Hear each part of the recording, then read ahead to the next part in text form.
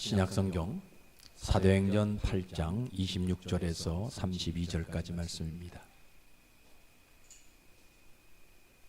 사도행전 8장 26절에서 32절까지 우리 찾으신 줄 알고 한 절씩 교독합니다. 주의 사자가 빌립에게 말하여 이르되 일어나서 남쪽으로 향하여 예루살렘에서 가사로 내려가는 길까지 가라 하니 그 길은 광야라.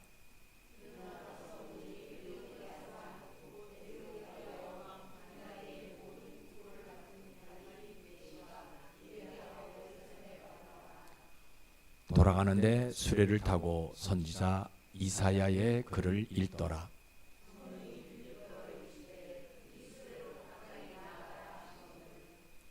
빌립이 달려가서 선지자 이사야의 글을 읽는 것을 듣고 말하되 읽는 것을 깨닫느냐?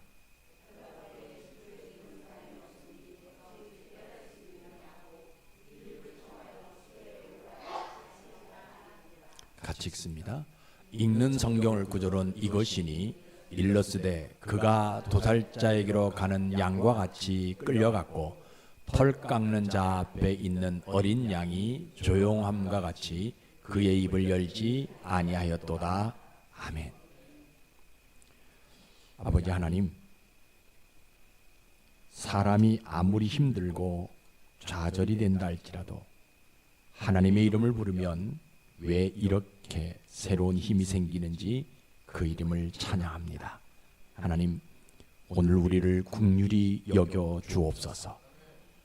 세상을 보면 우리 예수님 다시 오실 날이 정말 가까이 옴을 알게 되는데 하나님, 우리가 이때 어떻게 살아야 될지 말씀해 주시옵소서. 그래서 그 말씀이 들려질 때 내 영혼은 뜨거워지길 소망합니다. 그래서 무엇이 정말 중요한지를 바르게 인지하고 믿을 수 있도록 지혜를 허락해 주시옵소서. 아버지 하나님, 오늘도 직장일로 교회에 나오지 못한 성도들을 축복해 주시고 병상에 누워있는 성도들을 위로해 주시고 또 교회로 인해 사람들로 인해 시험이 들어 믿음을 잃어버린 모든 분들에게도 친히 찾아가 주셔서 저들의 마음을 위로해 주시옵소서.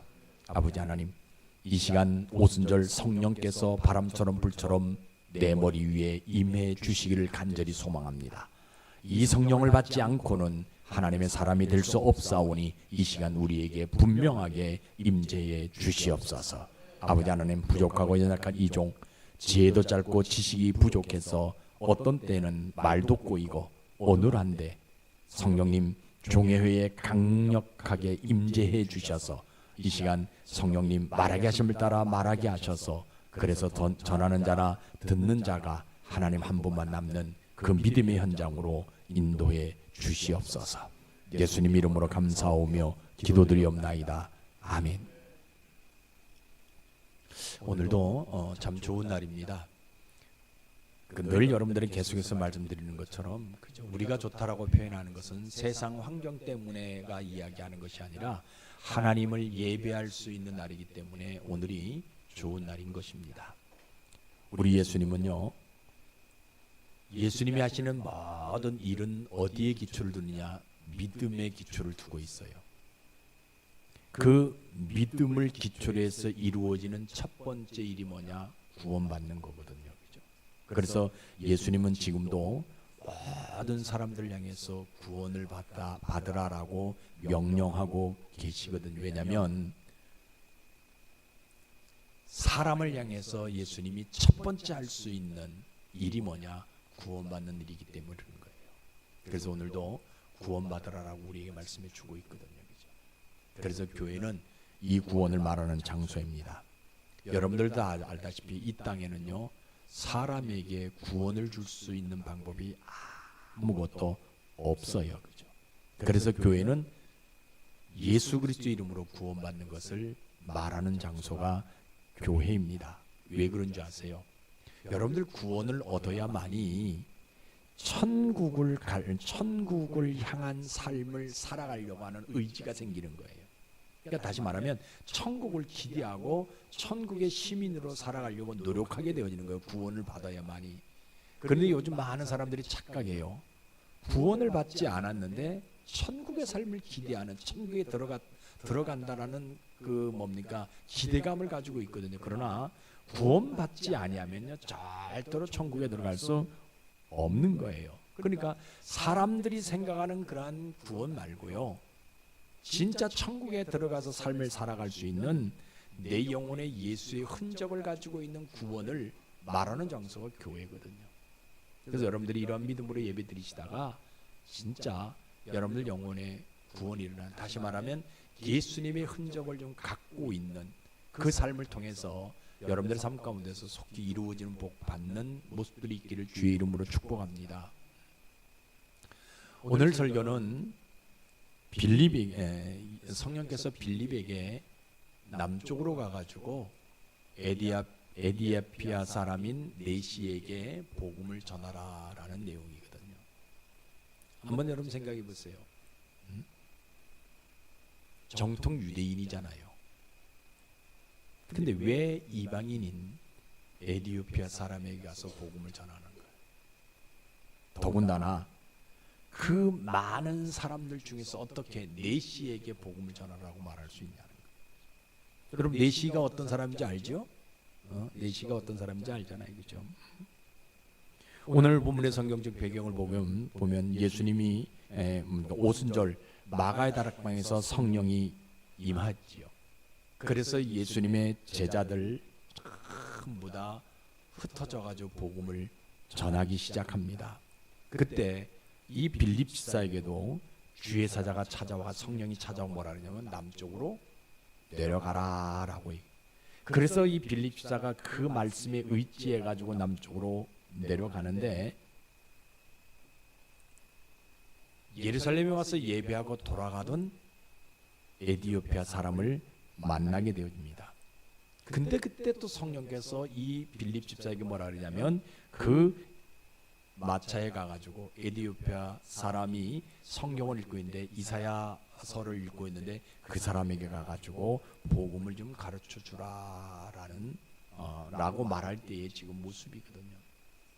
그럼 가만히 생각해 보세요. 지금 이 빌립의 입장에서 가만히 생각해 보세요. 오순절날 마가의 다락방에서 성령이 임했잖아요. 근데 자기가 생각할 땐 제자들에게만 성령이 임하는 줄 알았는데 누구에게도 임하냐? 자기에게도 임했다라는 거예요. 그래서 이 제자들이 뿔뿔이 흩어져 가지고 이민족 저 사람들한테 가서 복음을 전하는데, 그럼 나도 성령이 임했으니까 복음을 좀 전해야 되겠다라고 생각하고 있는 차에 성령이 뭐라고 얘기하냐면 에디오피아로 내려가라고 얘기한다라는 거예요. 아니, 내려가라, 가라라고 얘기하면 다른 제자들처럼 다른 나라, 좀 좋은 나라 같은 데 가가지고 복음을 전하게 하지, 왜 나에게 에디오피아로 내려가라라고 이야기하냐는 거예요. 그런데도 불구하고 이 빌립이 성령의 말씀에 의지해서 내려가는데 누구를 만납니까? 에디오피아 사람을 만나지요. 그러니까 그때도 또 성령이 와서 그에게 가가지고 복음을 가르쳐줘라라고 이야기하지요. 그렇죠? 아니, 왜 이방인인 이 사람에게 복음을 전하라고 이야기하냐는 거예요. 하나님의 백성이라고 하면서 하나님을 멀리하는, 복음을 멀리했던 유대인들에게 가서 복음을 전하라면 내가 마음껏 가서 복음을 전할 수 있는데 왜 이방인인 이 사람에게? 그 당시는 그죠, 예수님의 제자들도 이방인들에게 복음을 전하지 않았단 말이에요. 예수님도 이방인들에게 그저 뭐 이렇게 뭔가 복음을 전하는 그런 모습들이 별로 없었거든요. 그런데 그때 당시는 유대인들에게만 복음을 전해야 되는데 왜 나 같은 사람이, 제자도 아닌 사도도 아닌 나 같은, 나는 일개 예루살렘 교회의 재정집사인데 나 같은 사람에게 복음을 전하라고 말할 수 있냐는 거예요. 더군다나 누굽니까? 에디오피아 사람이잖아요. 우리 유대인들과는 상종도 하지 않는 그러한 사람인데, 그러한 지역인데 어떻게 에디오피아 사람에게 복음을 전하라고 이야기하냐는 거예요. 나는 누구냐? 유대인이란 말이에요. 내 조상은 아브라함이고 나는 누구의 가문이냐? 그저 다윗 왕의 후손으로 태어난 유대인인데 어떻게 어떻게 이방 사람, 이 에디오피아 사람에게 복음을 전하라고 이야기하냐는 거예요. 베드로는 유대인들에게, 믿지 않은 유대인들에게 복음을 전해가지고 3,000명, 5,000명이나 되는 사람들을 회개시키는 그러한 모습인데, 나도 좀 그러한 일들을 하게 하지. 왜 나에게는 저 한 사람, 에디오피아 사람 한 사람에게 복음을 전하라고 이야기하냐. 더군다나 에디오피아 사람은 이방인인데 히브리 말을 알아들을 수냐 있나는 거예요. 아주 심각하거든. 이 빌립 집사가, 여러분, 성령이 제자들에게만 임하는 줄 알았는데 자기에게도 임했단 말이에요. 그러니까 자기도 누구와 동급이에요? 제자들과 지금 사도들 같은 동급이라고 생각해가지고 나도 열정을 가지고 복음을 전하려고 내가 지금 생각하고 있는데, 아니 성령께서 나보고 지금 남쪽으로 내려가가지고 에디오피아 네시에게 복음을 전하라 하는데 이게 말이 되냐는 거예요. 물론 나는 예수님의 12제자처럼 예수님을 따라가면서 복음을 배운 적이 없어요. 부름받은 사도도 아니고, 그죠? 그냥 평범한 교회 집사인데 어떻게 에디오피아 네시에게 복음을 전할 수 있냐는 거예요. 그러면 여러분 보세요. 믿음 없으면요, 이방인인 것 때문에, 더군다나 피부색이 나와 다르다라는 것 때문에요, 복음을 전하지 못한다는 거예요. 믿음 없으면.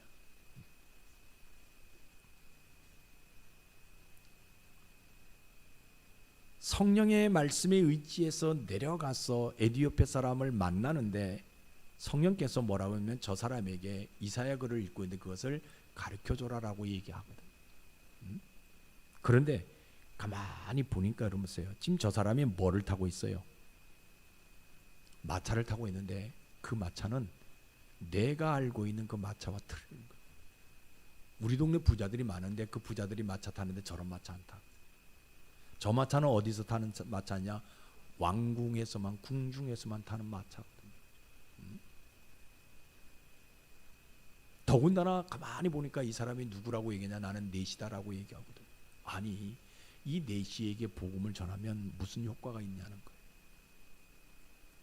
이 네시가 복음을 받아들인다 한다 할지라도 그 나라에 들어가서 무엇을 할 수 있냐는 거예요. 지금 빌립이 지금 생각하고 있는 거거든요.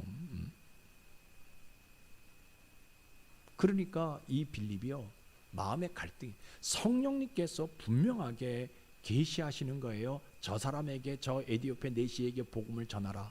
그런데 자기가 복음을 전하를 가만히 보니까 이 사람이 타고 있는 마차는요, 왕궁에서만 타는 마차고 휘황찬란한 마차고, 더군다나 네시란 말이에요. 이 사람에게 내가 이 말을, 복음을 전한다 한다 할지라도 무슨 소용이 있겠냐는 거예요. 고민되는 거예요.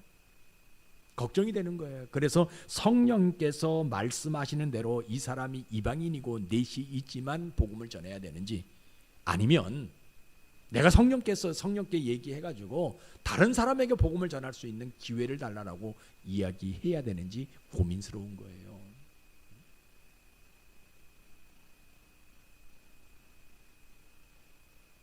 그러니까 여러분세요, 아까도 말씀드렸잖아요. 믿음 없으면, 믿음 붙들지 않으면요, 사람의 외모를 보고요, 복음을 전하지 못하는 거예요. 그런데 이 빌립이요, 결단을 합니다. 성령께서 말씀하시는 그 말씀을 내가 한번 믿고 이 네시에게도 내가 복음을 한번 전해보리라. 성령께서 말씀하신 대로 더 가까이 가서 그 사람이 당신이 읽고 있는 성경을 이해하느냐 물어보고 이해를 못한다 하니까 뭐해요? 차근차근 성경을 풀어서 그 성경이 이야기하는 내용이 누구를 가리키는 것이냐? 예수를 가리키는 것이다라고 확실하게 말해버리라. 사람의 겉모습을 보고 내가 복음을 전하는 것이 아니라 그 사람의 영혼을 보고 내가 복음을 한번 전해 보리라. 이방인이기 때문에 거절하는 것이 아니고 내시이기 때문에 거절하는 것이 아니라 하나님이 나를 그에게 보내셨기에 나는 이 복음을 이 사람에게 한번 전해 보리라. 그가 탔던 마차 때문에 내가 이 사람에게 복음을 전하고 이 사람이 예수 믿으면 나도 그 마차에 탈 수 있다라는 그런 생각이 아니라 그 영혼의 불쌍함을 보고 이에게 복음을 전해 보리라. 그래서 이 사람이 어떤 결단을 하게 되냐면 이방인도 아니지만 이방인도 아니고 내시도 아니고 한 영혼을 생각해서 이 사람에게 복음을 전합니다. 그럼 믿음은 다른 데 있는 것이 아니잖아요. 내시라고 거절하는 것이 아니고 이방인이라고 거절하는 것이 아니라 그 한 영혼을 보고 믿음으로 복음을 전하는 것이 믿음이라는 거예요. 여러분들에게 이런 믿음이 있기를 주의 이름으로 축복합니다. 그러면 여러분 보세요. 우리 하나님은 이 빌립 집사 가지고 있는 믿음 하나 보시고 뭐 해주시기를 원하느냐면요, 그 짧은 순간에 에티오피아에게 복음이 들어가게 하시는, 에티오피아라는 나라의 복음의 문을 열게 해주고 싶은 심정이 우리 하나님께 있으시다는 거예요. 그러니까 수많은 제자들이 있고 수많은 사람들이 있지만 빌립을 하나님 선택하셔서 그곳으로 내려가게 하신 이유는 에티오피아라는 나라, 이방인 나라의 복음의 문을 열게 하고 싶어가지고 그에게 뭘 하게 하셨다? 에티오피아 남쪽으로 광야로 내려가게 하셨다라는 거예요. 그러니까 모든 사람들은, 제자들은 전부 다 어디로 돌아다닙니까? 유대 나라로 돌아다녀서 복음을 전하지만 이 빌립 집사 한 사람은 어디로 가게 하냐? 에티오피아를 구원하게 하기 위해서, 구원의 문을 열게 하기 위해서 그곳으로 광야로 내려가게 하셨다라는 거예요. 하나님이 그들을 그저 그 이방인 나라를 구원하기 위해서 누구를 사용하시냐? 이 빌립 집사 한 사람을 사용하셨다는 하셨다는 사실이에요. 그래서 하나님은요, 이방인다 할지라도 내시라 한다 할지라도 그에게 구원의 문을 열어주시는 우리 하나님이라는 거예요.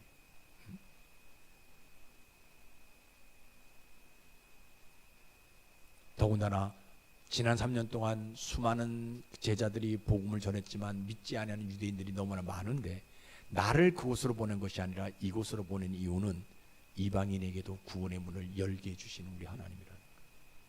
최초로 이방인이 구원받은 것이 이 내시거든요. 그 나중에 사도행전 또 지나게 되면 누구 나옵니까? 베드로에게 어디로 가라 합니까? 이방인인 고넬료에게 가라 하잖아요. 그죠?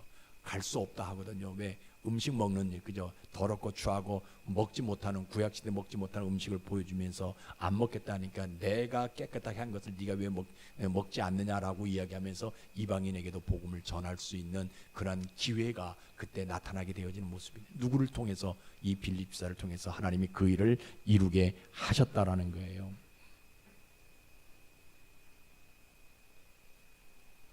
그래서 하나님은 어떤 행동하셔요?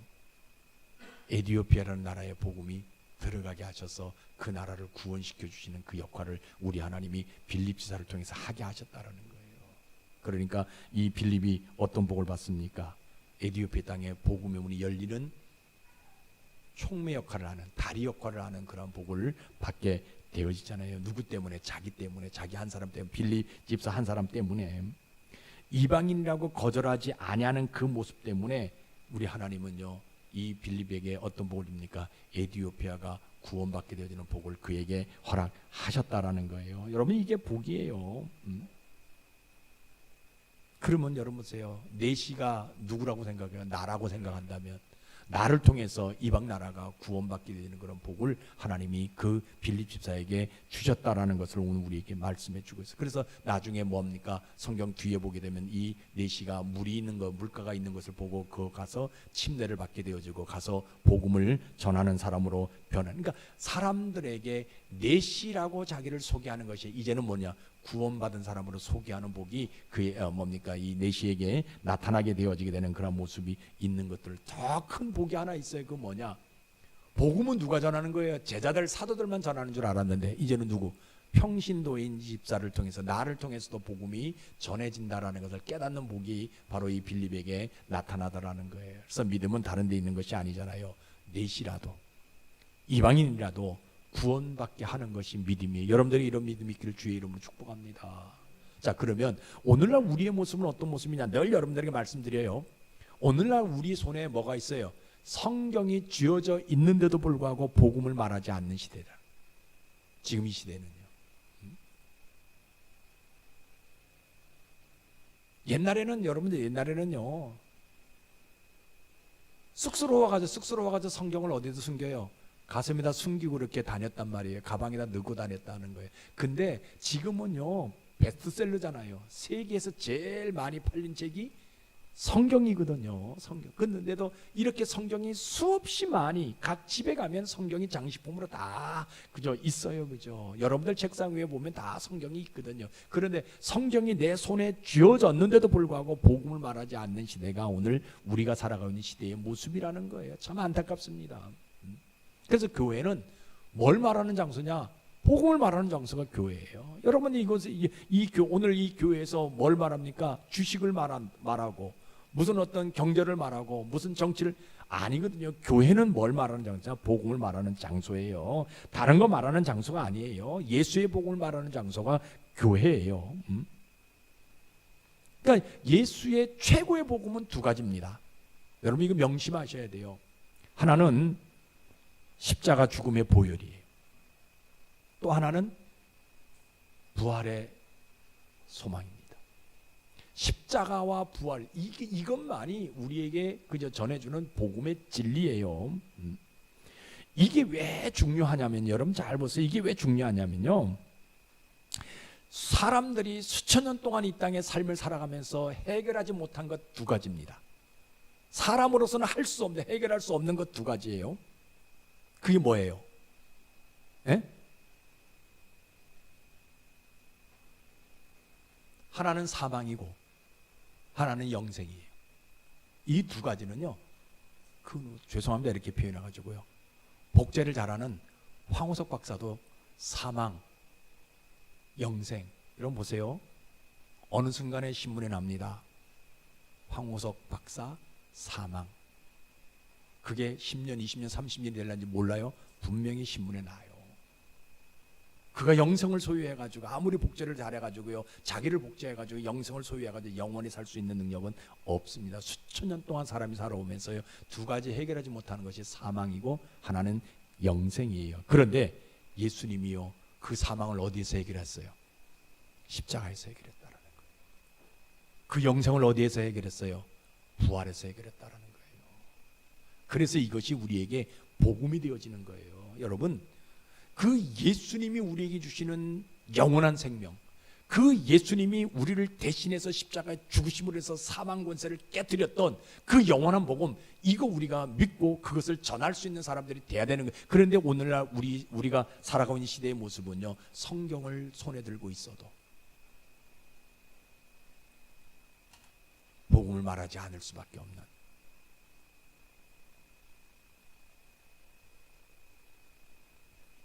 이 두 가지를 전하는 장소가 뭐야? 교회예요. 여러분 이거 분명하게 깨달아야 돼요. 여러분 오늘 영혼 깊숙이 이거 새기셔야 되는 거예요. 예수의 복음은 뭐냐? 십자가와의 부활이에요. 근데 사람이 해결할 수 없는 것은 사망과 영생입니다. 그런데 예수님이 이 사망을 십자가 위에서 해결해 주셨고, 이 영생을 어디에서 해결해 주셨어요? 부활이라는 것을 통해서 해결해 주셨다. 이게 복음이라는 거예요. 우리는 이 복음을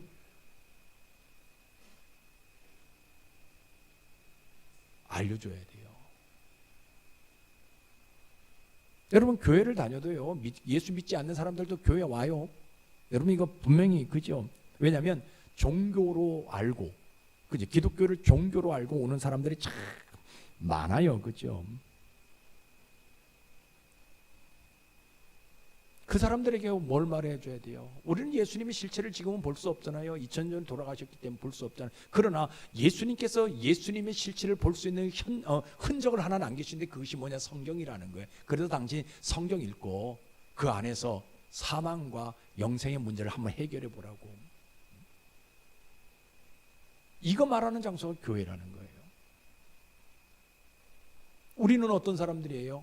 사망과 영생의 문제를 해결한 사람들 아닙니까? 왜? 우리는 예수님을 구세주로 고백한 사람들 아닙니까? 여러분들 이거 명심하셔야 돼요.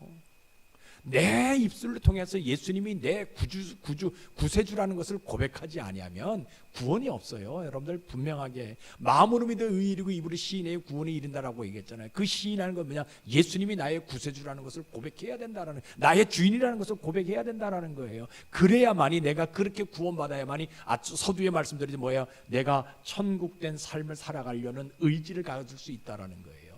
그래서 내가 그저 잘못된 어떤 길로 내가 들을 때 그것이 죄라는 것을 인식하게 되어서 다시 돌아올 수 있는 기회가 있는 거예요. 그러나 내가 그저 구원받지 못하면 천국의 삶을 내가 재현하려고 하는 그런 의지가 없게 되어지면요, 가는 길이 죄악된 길인데도 불구하고 그 길이 갈 수밖에 없다라는 거예요.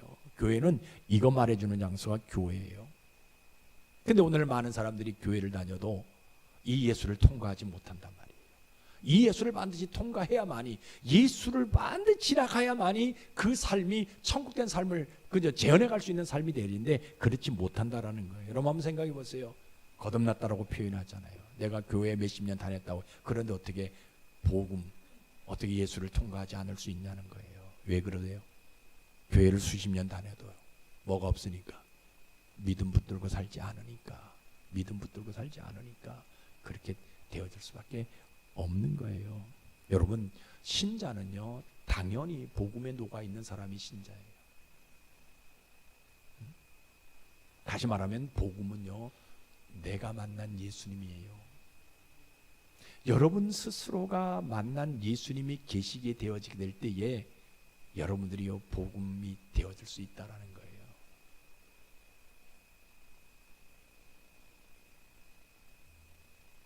복음 전도는요 두 가지입니다. 하나는 때를 얻든지 못 얻든지 복음을 증거하는 것이고요. 또 하나는요 빌립 지사처럼요 금방 계시를 받을 때, 성령의 인도함을 받을 때 복음을 전하는 거예요. 내일 가면 되지, 모레 가면 아니에요. 내가 복음, 저 사람에게 내가 복음을 전해야 되겠다라고 금방 감이 올 때요 바로 그 사람 찾아가서 그 사람에게 전화하든지 찾아가서 복음을 전하는 두 가지 방법이 있거든요. 때를 얻든지 못 얻든지 간에 누구를 만나든지 간에 우리가 복음을 전할 수 있는 모습들 우리에게, 왜? 이미 하나님이 우리에게 뭘 주셨어요? 성경을 주셨고 우리는 이미 예수를 통과해가지고 복음의 능력을 알고 있는 사람들이기 때문에 우리는 때를 얻든지 못 얻든지 복음을 전해야 되는 거예요. 특별히 아까 말씀드렸지, 내 영혼에 예수의 흔적을 가지고 있어야 된다는 거예요. 그래서 이제는 좀 변화된 삶을 통해서 가정에서도 여러분들 좀 변화되어져야 돼요. 과거와 똑같이 삶을 살아가면 안 돼요. 그저 세상에서 유행하는 그런 언어를 사용하면 이제는 좀 변화되어져야 된다는 거예요. 여러분들이 예수의 흔적을 확실하게 나타내 보이게 될 때 교회로 인해서 시험 들었던 사람들로 예수 믿는 사람들부터 시험 들었던 사람들 우리 주변에 너무나 많잖아요. 그죠? 그 사람들에게 뭐냐? 내가 예수의 흔적을 나타내 보임으로 말미암아 내가 예수를 통과해서 복음을 내가 확실하게 갖고 있음으로 말미암아 그들에게 본이 되는 삶을 통해서 그들에게 복음을 제시할 수 있는 그런 삶의 모습이 우리에게 있어져야 된다라는 겁니다. 힘들고 어렵다 한다 할지라도 오늘 성경에 분명히 보게 되면 그죠, 이 에디오페 내시는요 그 나라의 국구를 맡은 사람이라고 얘기하고 있잖아요. 이 사람이 예수 영접해가지고 갔을 때 어떤 역사가 일어날까? 여러분요, 에디오피아가 뒤집어지는 역사가 나타나게 되어지는 거예요. 그럼 내가 신자라고 얘기한다면, 내가 성도라고 진짜 얘기한다면 어떤 모습이 돼야 돼요? 확실하게 복음화되어져야 된다는 거예요. 제가 늘 잘 쓰는 단어가 있잖아요. 걸어다니는 복음이 되어져야 된다는, 걸어다니는 예수가 되어져야 된다는 거예요. 행동이 변화되어지고 언어가 변화되어지고 삶의 어떤 지향하는 방법, 그저 목표점이 변화되어질 수 있는 그런 어떤 삶의 모습이 우리에게 있어져야 된다는 거예요. 여러분 성경 한번 보세요. 전도서 1장 2절 3절입니다. 같이 읽어봅시다. 시작. 전도자가 이르되 헛되고 헛되며 헛되고 헛되니 모든 것이 헛되도다. 해 아래서 수고하는 모든 수고가 사람에게 무엇이 유익한가? 그죠? 여러분, 그럼에도 불구하고 사람의 수고 중 최고의 수고는요 뭐예요? 복음 전하는 거. 이것은 헛된 것이 될 수 없다는 거예요. 헛된 것처럼 보이지만 복음 전도는요 헛된 것이 안 된다라고. 세상에 있는 모든 것 헛된 것이 되어질 수밖에. 그러나 복음 전도만큼은 그죠? 복음만큼은 헛된 것이 되어질 수 없다라는 거예요. 많은 사람들이 그런 얘기합니다. 아유, 왜 교회에서 자꾸 복음 전도 얘기하냐고. 나 혼자 그냥 교회 다니면 되지. 예? 내가 아무리 그죠 세상에서 그죠 이렇게 삶을 살아갈 때 교회식으로 삶을 살아가면 사람들에게 왕따 당할 수밖에 없고, 그죠? 내 쾌락을 누릴 수 없는 그런 모습인데 왜 자꾸 그런 말만 하냐? 여러분, 지금은 내가 그런 모습으로 보인단다 할지라도 결과는요, 하나님이 우리의 삶을 만족해 주시는 역사가 나타나게 되어진다라는 거예요. 어떤 삶을 살아갈 때 복음을 의지하고 복음대로 삶을 살아가게 되어질 때, 그러니까 여러분, 믿음 없으면요,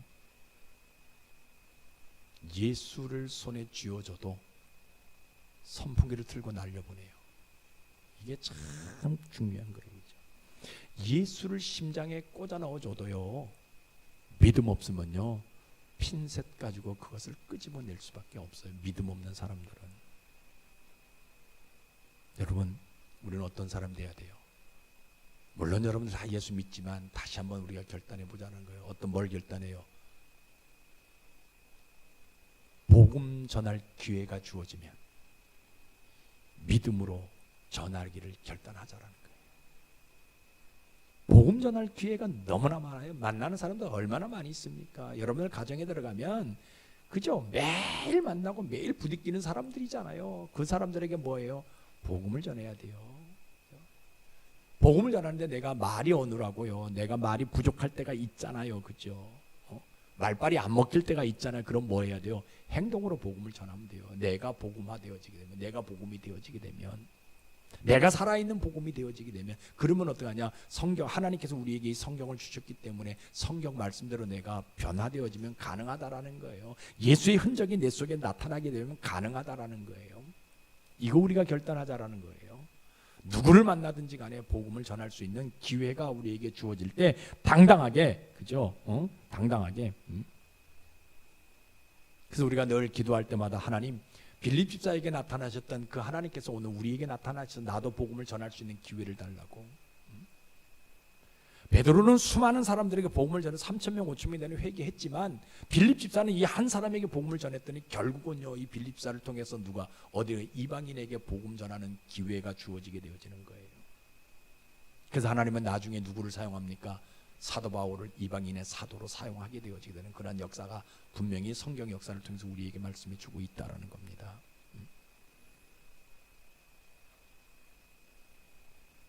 그러니까 우리 하나님은요, 나와 내가 그 복음을 믿고 복음을 전하려는 그 믿음 하나 갖고 있게 되면, 그 믿음 하나 보시고 뭐 하냐면, 나와 관계 없는 사람들이 예수 믿게 하시는 놀라운 역사를 나타내게 보이고 싶은 심정이 우리 하나님에게 있으시다는 거예요. 내가 관계 없는 사람이에요. 친한 사람도 아닙니다. 그런데 내가 그저 뭐 걸어다니는 복음이 되었을 때 그 앞을 지나가게 될 그 사람이 뭐하냐?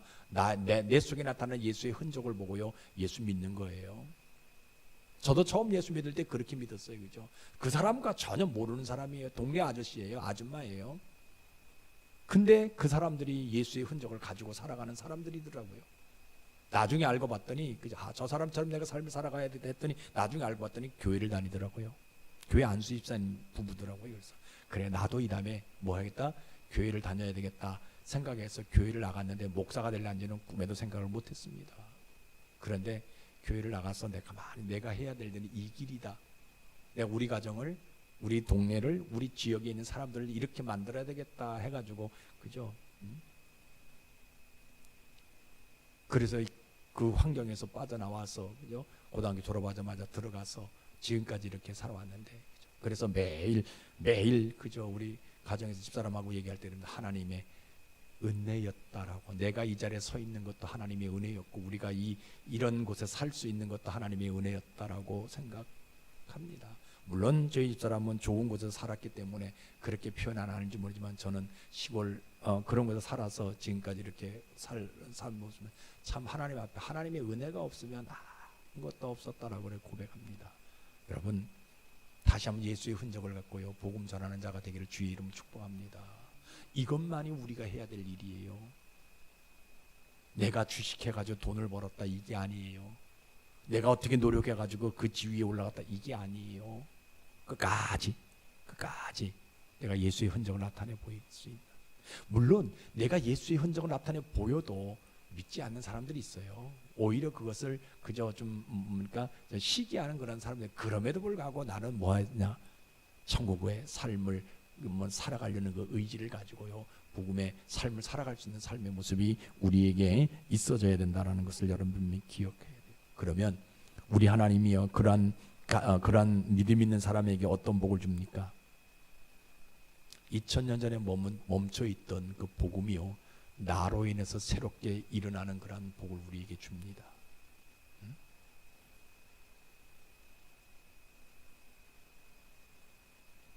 다시 말하면 내가 걸어다니는 복음이 되어질 때 나를 통해서 우리는 알 수 없지만 수많은 사람들이 예수를 영접하는 기회가 분명히 주어지는 복을 우리에게 주시는 거예요. 먼 훗날 우리가 천국에 갔을 때 분명히 이야기합니다. 너 누구 아냐라고 하나님 물을 때 몰라요. 그런데 야, 그 사람 얘기는 너 때문에 예수 믿었다 그러더라. 이 얘기가 분명히 들려지는 복이 우리에게 임한다라는 거예요.